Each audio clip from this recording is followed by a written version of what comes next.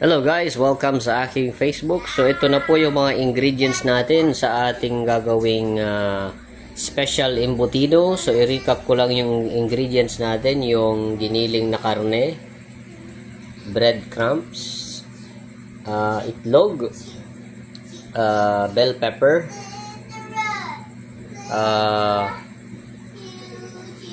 powdered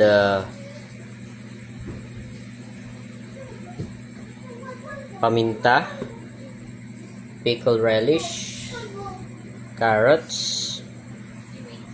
onions, raisins, cheese, tsaka salt. Okay, so ang gagawin lang natin ay halo natin lahat ng ingredients. Okay, halo natin ng itlog,